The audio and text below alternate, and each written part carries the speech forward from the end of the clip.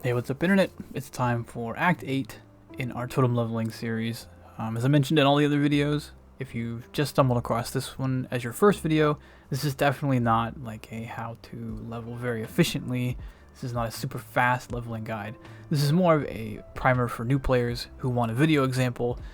We're hitting all the side quests. We're talking a lot about decisions about gearing and things like that. So this is not for the moderately experienced PoE player or more.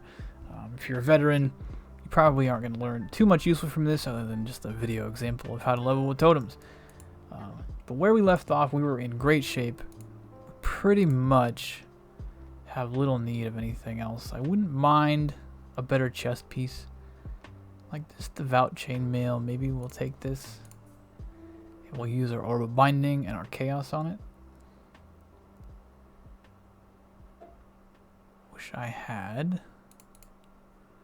some armor scraps though. We're gonna buy a few of these. Okay, I didn't want 40 of them. I'm just gonna get rid of the rest of those. So we'll use our orb. What did we get here? That's not very useful, but we do have a few chaos that, because I can't really trade. There. 44 life and 32 lightning res. Now this is fire cold res, but I'm pretty over on my cold res. So I'm pretty sure I can afford to... Yeah, I just need to drop fire res on this. That'll give me a little bit more.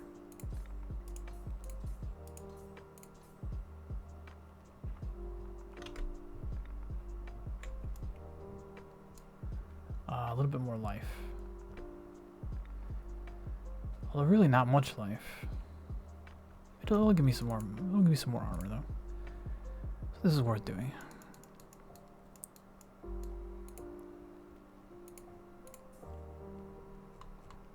We need fire res. We have the alchemy, so I'm gonna go ahead and drop the tier 2 fire res on it, just to make sure we hit okay on our res. Now Act 8 is also kind of a lengthy act.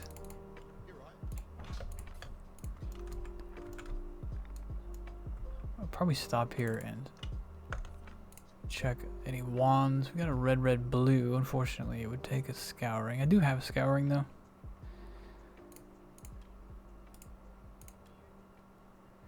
Do I have any decent... Not really. Well, this is pretty decent. 57% increased spell damage and cast speed. And it has an open prefix. We could put flat fire on this too. This is almost certainly an upgrade.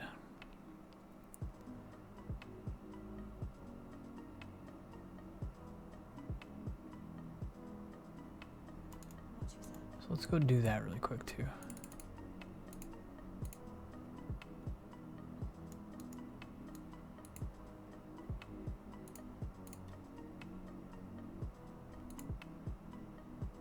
Don't know where we get tier 2 fire damage dispel, so I'm just gonna do tier 1. Well, no, I'd have to use tier 2. It's level 40 though. I probably would have had this by now. I'm almost certain we would have had this by now actually. So I'll use my 2 alchemies on that. Now we can check which of these 2 would be better to replace just by watching our DPS on Holy Flame Totem, right? So this is 6673. 7880, 7856, 7880. So we'd probably, I'd actually take this one, even though it's slightly less DPS. It has mana and projectile speed on it. So if it's that close, I'm gonna go ahead and favor the mana and projectile speed. I do need to change the colors though if I do that.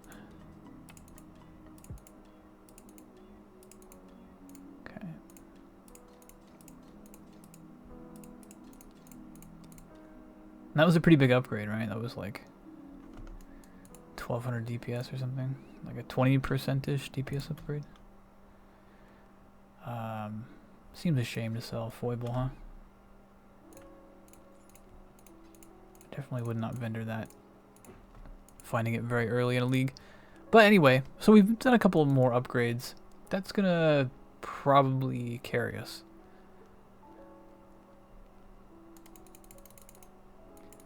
So we'll head over here to the west, to the toxic conduits. And we head north. Apparently we don't head north. We got debated. We head south.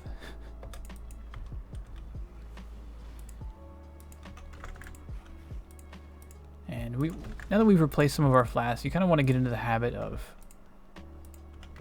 making sure you're hitting, you know, your diamond and your silver if you're wearing one of those already.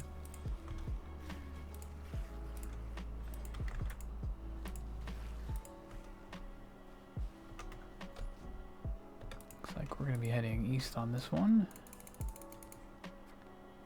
That skill level on Holy Flame Totem is going to give us a lot more damage too.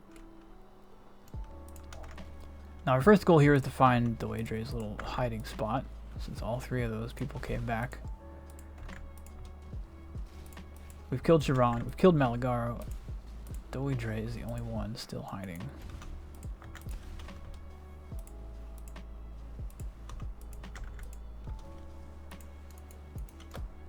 And we're going to be heading away from the way we came in, like usual.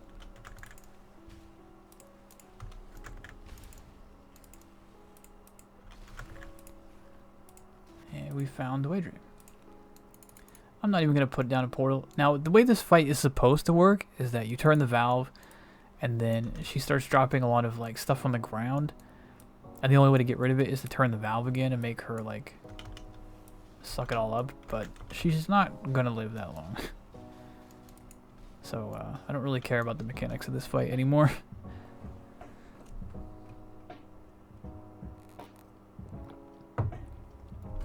I don't think you actually get a Pantheon or anything. Now when you come out here, you hit the waypoint. There's actually two ways to go. This is where you decide whether you're going to go west or east. I always go east, but you do want to grab this crafting recipe before you do that. I always go east, and that takes us over to the key. And I just have sort of a set route that I run for this giant loop of an act. That is Act 8. That is how you pronounce that, by the way. It's called the key.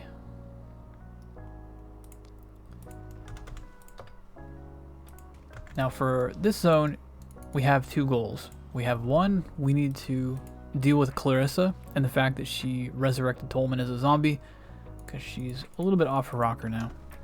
So you're going to follow the water here a little bit, and usually one of the first offshoots, as long as you stick to following the water. We're still technically on the main path, right? We're kind of just following the wall on the water side. Here, when we find this archway, this should take us to the Ankh of Eternity. And now once you find it, you go back across and then continue to follow the water here.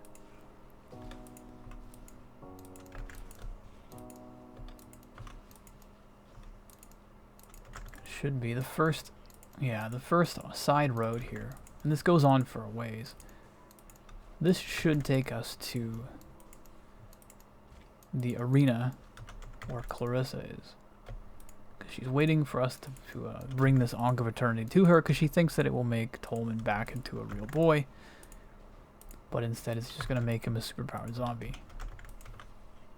Spoilers.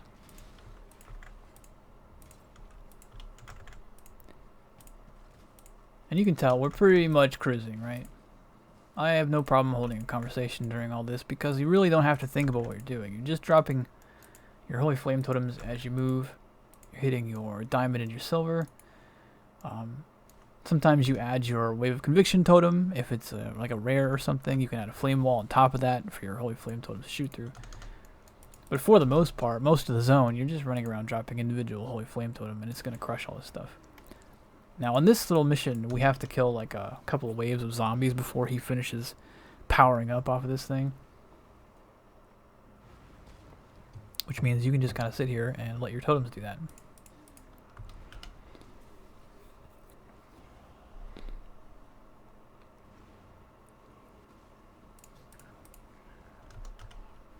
when he finally comes to life and you get the mission objective update, then you want to drop all of your totems on top of him like that. Because then he'll just get burned. And he's gone. So she says, wow, that was a bad idea. And everybody goes, yep. And that'll be worth a skill point.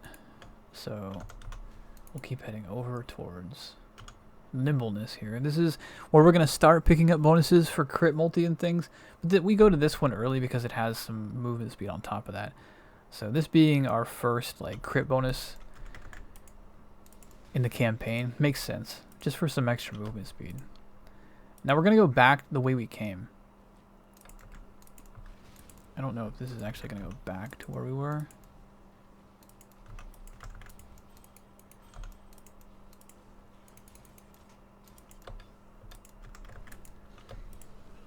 Yeah, this looks like we're already back onto the main path, actually.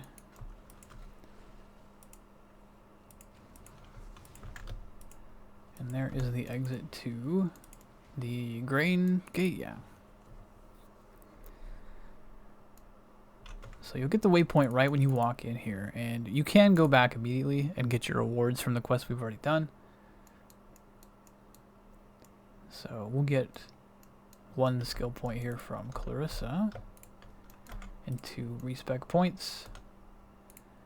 Maramoa gives us a task to go find the 2 orbs, and then he gives you a ring reward. If you have, you know, you're still struggling to figure out your resists, these 2 stone rings can be pretty handy. I know that my fire and my cold are what are lowest at the moment, so it's unlikely to help. This does have mana regen and fire damage. It only has 15 life.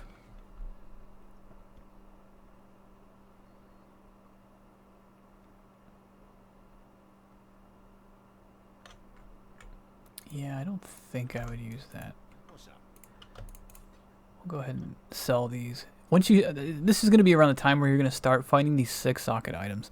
And early on in the league, you definitely don't want to walk past these because they're worth 7 jeweler's orbs each, which is great. These convert into orbs of fusing at a 4-to-1 rate at the vendor.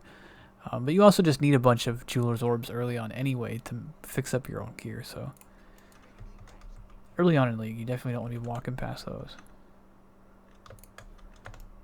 So keep going towards nimbleness there. And we're going to go to the grain gate. Now the only thing we can do in the grain gate is move through it, killing the gemling legionnaires in this zone, and then moving on to the next zone. And there is a trick to finding which way to go, because this is a pretty confusing zone. There's a lot of like warehouses here. You always want to look for the doors that have bodies next to them. These imperial looking soldier types, like corpses or body parts, that's always the correct path towards the gemlings. So we know we're going the right way whenever we go through one of these doors. Like, see how we've got the corpses next to it? So now we're going to try to go progress, and we're going to look for a door.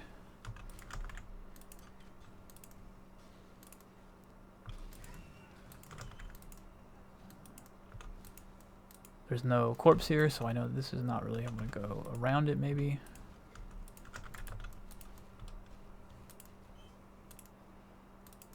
There's no corpse here.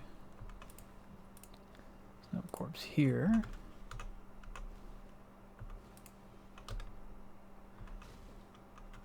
We may have to... Is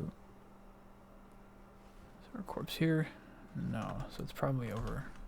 Hey, stop it. It's probably back this way then. Yeah, here's our corpse.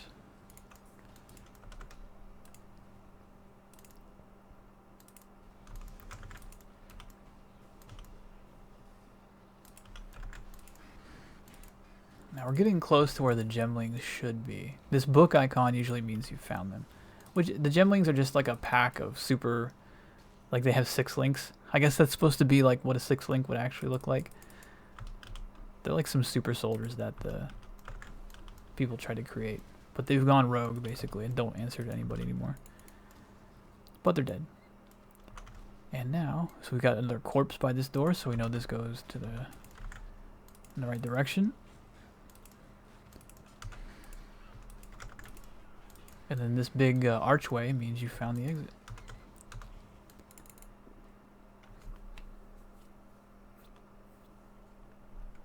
Now, why did our music stop?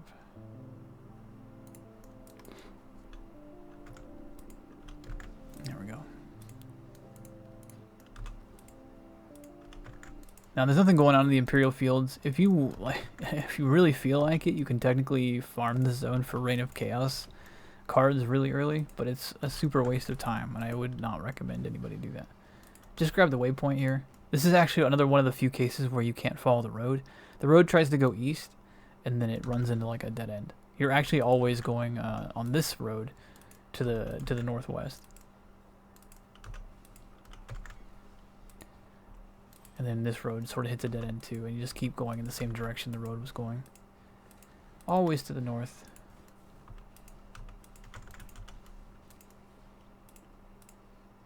Yeah, those Reign of Chaos cards. It takes like 8 cards to get 1 Chaos Orb. I don't know. Some people do it apparently, but I don't recommend it. Hey, what's going on with the music here?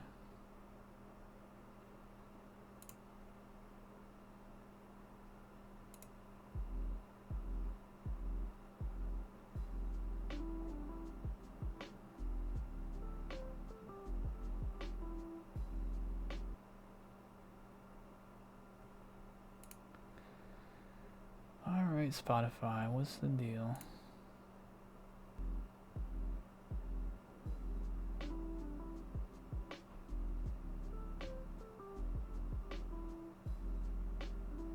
Alright, there we go. Spotify not behaving correctly.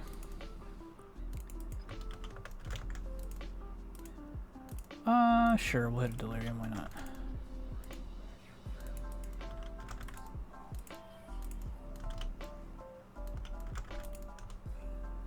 It does help sometimes, like, to remember to, even when you don't necessarily need all the totems, as you're going to drop a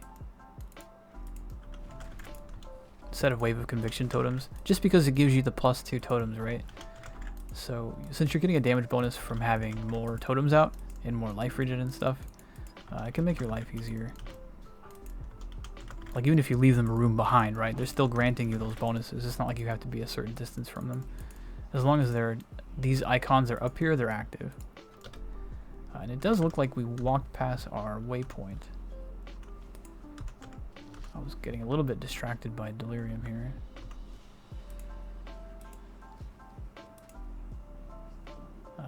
Where would our waypoint? Here it is. That's a little bit of a strange layout, actually. Usually your waypoint is visible from the main road there. Get rid of delirium so I don't get distracted again. Studded belts. 62 life ring. No, thank you. So when you find the waypoint, typically the waypoint would have been like right here, right? I don't know why it's up here, but from the waypoint there is a split off that takes you to the sun orb, and then the long route that continues going on away from the entrance leads you like to the next zone. So you do want to take this detour because we do need the sun and the moon orb to progress the main story. So take that detour perpendicular basically to the way that you came in, right? Or perpendicular to the way that you would leave the zone, if that makes sense. So somewhere up here we should find the entrance to floor 2.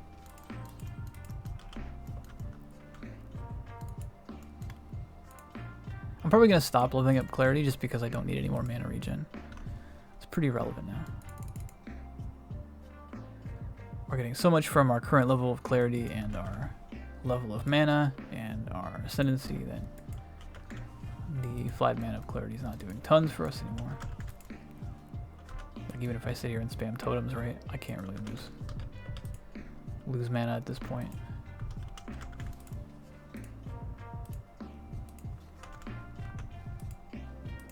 The second floor of this place is pretty linear, right? You're just trying to, as usual, head in the opposite direction of the way that you came in. There's not too many like wrong turns in this place.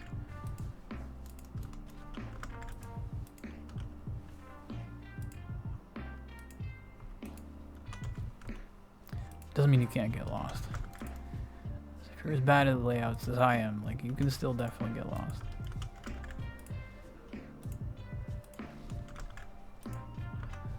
This is gonna wind up curving back around.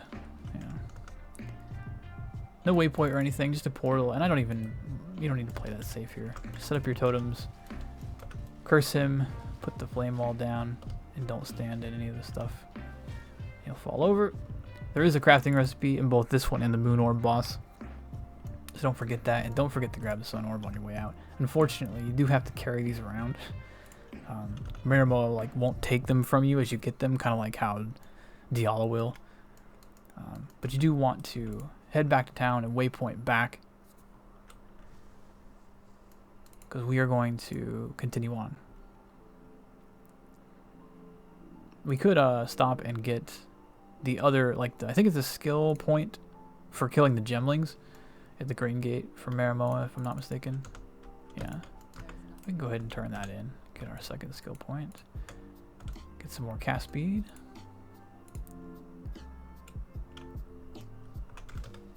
And since we know now that this was the way out,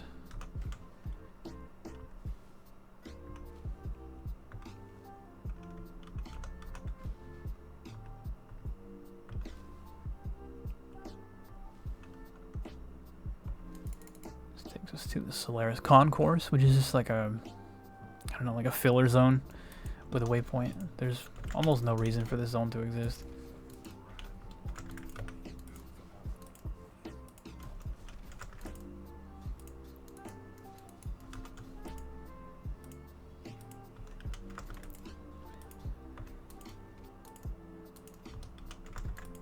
This zone is also another like straight shot where you're always heading southwest here.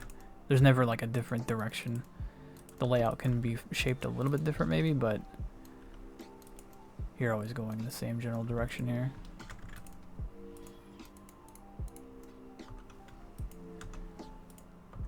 And the waypoint should just kind of be on the way. Whenever we find, it's probably down here then.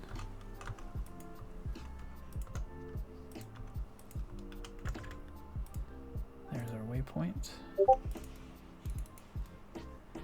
Apparently some kind of message I'm getting on Discord.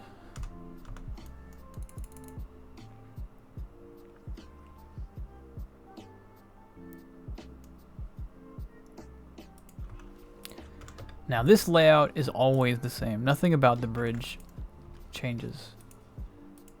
So we're just gonna go directly west.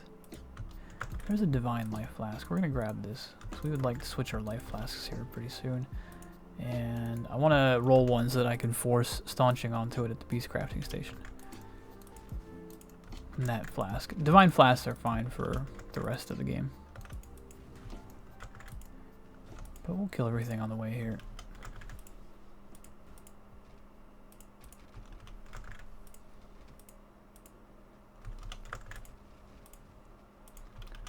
There are a lot of ribbons here, but a lot of them are fighting each other, right? Because the sun ribbons and the moon ribbons are fighting each other. This zone is basically the halfway point, right? The sisters of the sun and the moon gods basically are locked in eternal battle, and this is sort of the front line.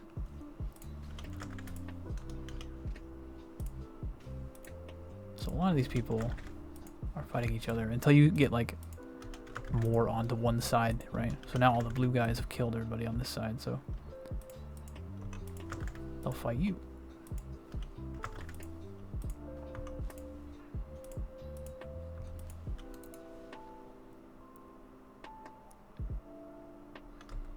It did dawn on me that I should replace my curse into my 4-link gloves, since I have 4-link gloves now, because I don't need these guys in a 4-link.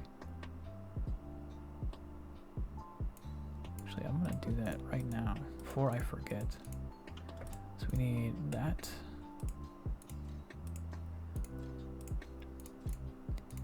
And the reason for that is that we would like to add increased duration so that our Arcane Surge and our Curse last longer, and the cost goes up. The cost going up is a good thing because it'll allow us to run a higher level Arcane Surge. So now that we're in the Lunaris, concourse area. We have 2 directions we can go now. For some reason, this splits off. We actually want to go to Lunaris Temple first, or at least I do, to get the other orb.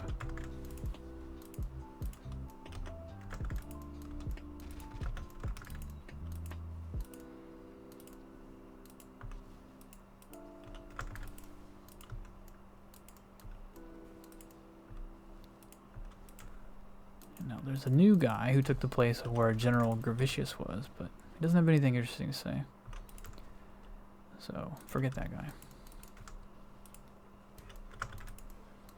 If you haven't rolled a freeze flask by now, you definitely want one by the time you get into this area. Because a lot of these enemies apply chill and freeze. And you'll get pretty annoyed trying to go through here without it.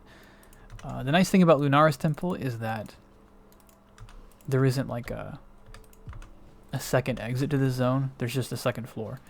So it's pretty much a straight shot here in Lunaris. You're just following the main path.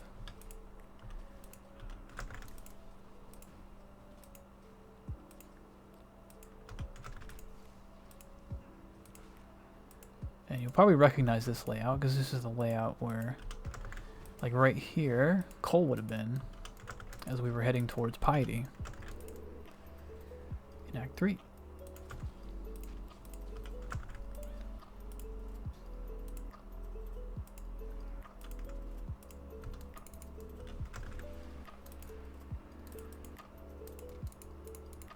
Should probably grab a few portal scrolls here.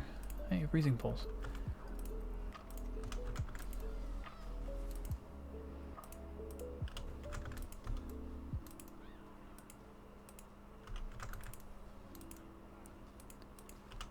Right up here somewhere we should find a portal to level 2. Grab the waypoint, head down, and this is indeed shaped exactly like the one in Act 3 when you were headed to Piety. So we got the 2 staircases, and you are looking for whichever path leads to a little staircase upward. This one looks like it's wrapping around the wrong direction to me, so it's probably going to wrap all the way around.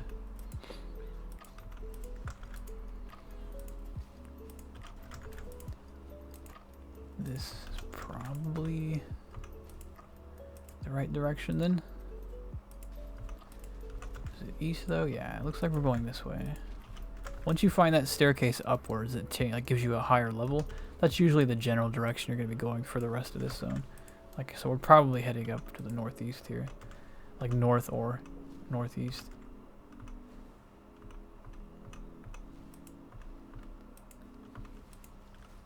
And there's another one.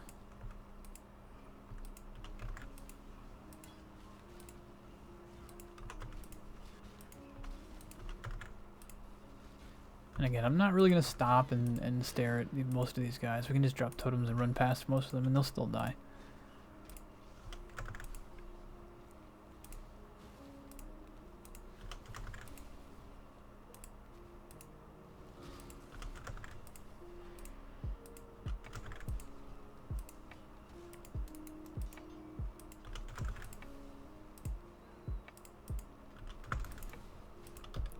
Probably still going northeast. We'll find out.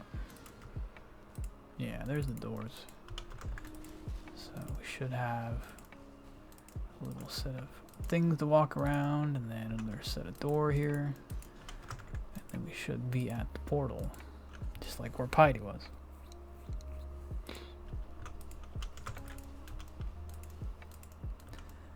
Now this guy is like an archer instead of a melee guy. So he will attempt to get a bunch of space on you right there. But like most bosses, you still just walk in a circle and he doesn't know what to do. There is also a crafting recipe like the other guy. He's up here in the top of the room.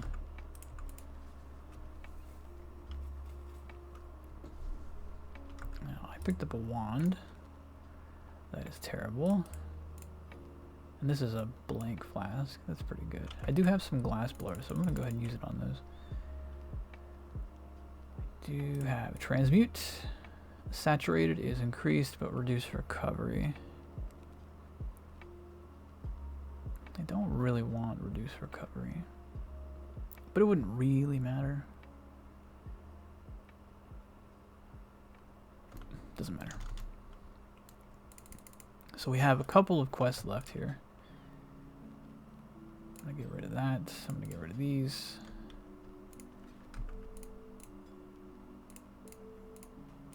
So we've got both the orbs now, which is the important thing. But we still have these 2 zones left. So we're gonna go back to the concourse. And we're gonna go west from the waypoint, which lets us into the bathhouse, which is actually a zone that was not in Act 3. There's a couple of completely new zones here.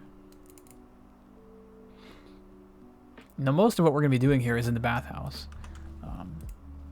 That other zone here, and this little side area, that last zone, there's nothing to actually do there. I don't know exactly why it exists, but there's a bunch of things we need to do in the bathhouse first. So we're going to head to the southwest. And usually, if you head a little bit west-southwest, might have to go a little bit northwest. This first exclamation mark, especially when you see this little shape and this statue thing, there's a boss right here that charges and leaves little explosions behind him. He's dead. So this here gives us the Wings of Hysteria. This is worth a skill point with Hargan, I think. Now we also need to head to the north of this zone, because there is the first trial for the final labyrinth of the campaign. So the third labyrinth, basically. It should be... It looks like we found the High Gardens first. So we'll keep tabs on that. We do need to go to the High Gardens after we're done with the bathhouse. Starting to find cartographer's chisels, which is nice. You're really not going to use carto chisels until you get at least the yellow maps, but probably really not until red maps. But it's nice to start finding them early on. I still don't mind picking up an essence. At this point, I'm probably throwing most of my essences on wands, just to try and find a decent one. And here is our first trial for Merciless Lab. Because, like I said, because we have Mind Over Matter, the lab traps do a lot less damage now. We didn't really have it for second lab like I usually do, but I don't even really care about the fire on the floor anymore. Like, it does hurt, but as you can see, my regen almost completely offsets it with 5 totems, and I can just hit a flask. And now I'm not really losing health, and I'm just standing right on it, right? So, lab traps in general, pretty easy. And this whole trial is basically just finding a bunch of levers while walking across, you know, hot floor. So click it. We've got 3 more. We've got the bathhouse, and then Act 9 and Act 10 ones. So that's all we need in this act. And then you'll see that entrance down there, right? That heads to the Grand Promenade, or the Great Promenade, or something. This is also where the waypoint is for the zone, just kind of annoying. But here in the Grand Promenade, you can come in here to get it revealed on your map. There's nothing to actually do here. It's also one of the reasons I go this way. There's literally no quests here. Nothing happens in this zone. I don't know why they have it set up that way, but it's the main reason that I wind up going to the east. We're going to continue heading over towards this Blood Siphon life node. And now we're going to go hit the High Gardens that we saw, where the entrance to that was up here in the north. Up here is going to be one of the last Pantheon gods. Not one you really need. You could probably skip this quest if you were in a hurry. But again, all of the Pantheon god quests are worth a skill point. So I recommend at least coming back here at some point to kill him. This is also one of the first zones, just like in Act 3, right, when you find the Imperial Gardens. There's a lot of porcupines here, as you can see. So if you haven't spec'd Mind Over Matter yet, or maybe you don't have your Steel Skin Cast When Damage Taken set up for some reason, be mindful. You can take a lot of spike damage, no pun intended, if you barrel into an, like a overly large pack of porcupines.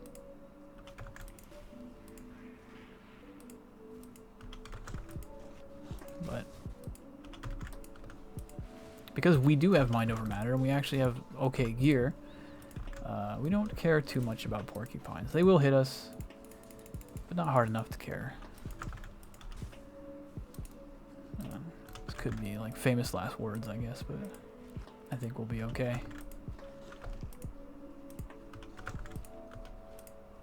Would you quit following me? Sanctified? Nah. There's no, like, twists or... This is a completely linear zone. There's no other ways to go. You just have to follow the road. I don't have any flask. I'm not going to click that because I don't have any flasks ready. So if I got frozen there, that's definitely one way you could die. Emperor's Luck. It's a card that I'd probably pick up while I'm in League Start mode. You never know. It's very possible to turn that in and get like 5 exalts. Well, I don't know about very possible, but it is possible. And even getting 5 chaos early on would be pretty cool. So this is Yugal, who is kind of an annoying boss. He's gonna do a little charge thing, and then he's gonna jump into the pools. And he's going to summon a lot of like reflections of himself. And all of these have to be killed before the real one will come back out of the pool. So you kind of have to keep moving though, because these pools around the outside will sometimes summon things that... They summon their own totems basically to shoot frost bolts at you. And you want to keep moving. You also want to keep moving to kind of avoid these spheres that the enemies leave when they die. Because they do stack. And they can stack a bunch of cold damage on you. Nothing interesting there. We'll take our Pantheon. Yugal, if I'm remembering correctly, is less reflected damage. Yeah. Chance to reflect enemy chills and freeze, and you take 25% reduced. So, not particularly meaningful. But we can go back to town. And turn that in for a skill point. Oh, that's right. The Wings of Hysteria gives you the last unique jewel. Now, the Conqueror's Efficiency jewel is actually kind of used by some builds, especially if they can get corrupted because they have the 2% reduced mana reserved. So you can take that in Trade League if you want to risk volleying that, or just trading it so somebody else can risk volleying it. I typically just take the Viridian jewel personally as another thing I can corrupt to try and get a self-flagellation for myself. Usually the people that want that jewel and the kind of builds that want that reduced mana reserve so badly that they would use a gem like that, they're not the kind of builds people League start with. So by the time that's worth anything, I usually don't care. So, if we take a look at the map, we're pretty much done here. We've got all the side quests. We just need to take the 2 orbs. For some reason, these are listed as separate quests. And the quickest way to do that is from the Lunaris side. So we'll go back to the Lunaris Concourse and head back the way we came. We're going back to the bridge, basically.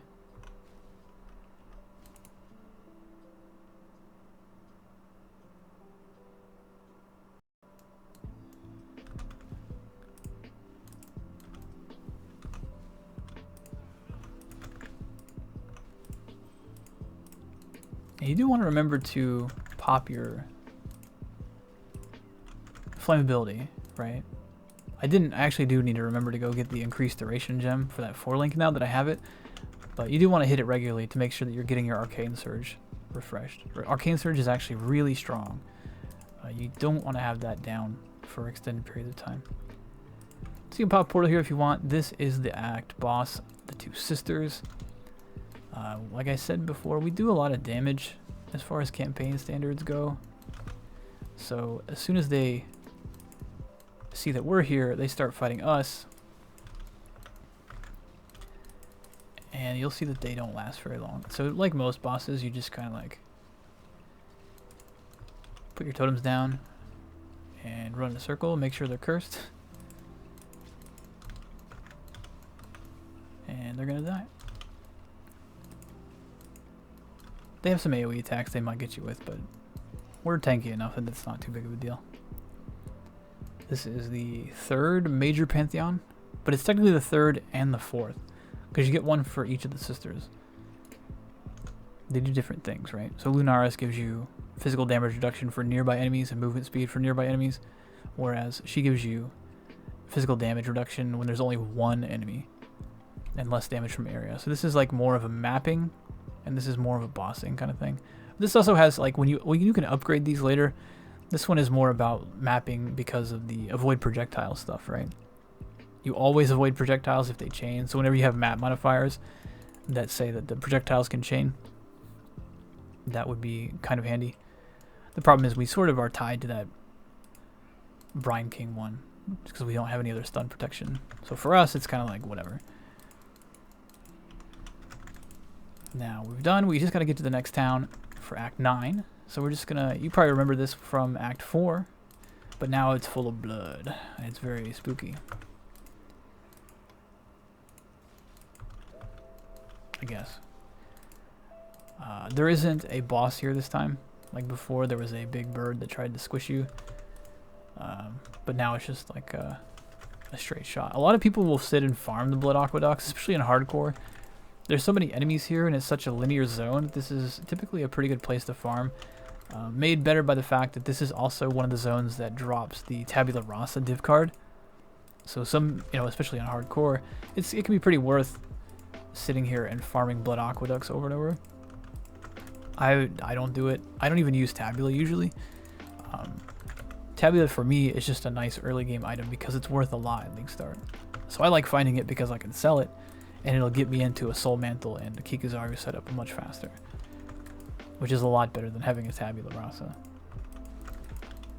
But for the purposes of this video series, we're just going to stay as Holy Flame Totem because we don't need to switch. Holy Flame Totem will crush the campaign like we've been doing ever since we finish Act 4, right? And it'll do so on a 4-link, no problem.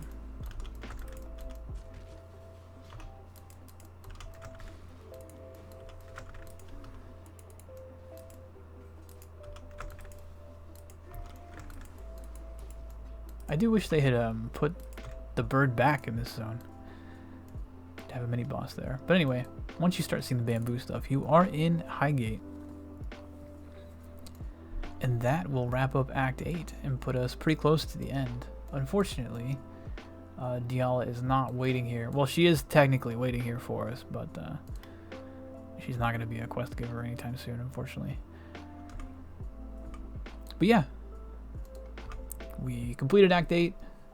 Our gear actually got a little bit better, and I really doubt at this point we have any reason to upgrade gear except if maybe we get some new boots. We could definitely do new boots, slightly better belt maybe, and we're always going to be looking for wand upgrades. That's probably the most relevant upgrade you could find at this point in the game for the campaign in this build is just getting some better wands. If we got a +1 to fire skills wand, that would be especially nice at low level. But even the ones we have are pretty decent. And this one in particular, I doubt I'll replace. We might find an upgrade for this one. Anyway, if you like this video, please remember to click all the YouTube buttons. YouTube really seems to like that. And I'll see you in the Act 9 video. Peace.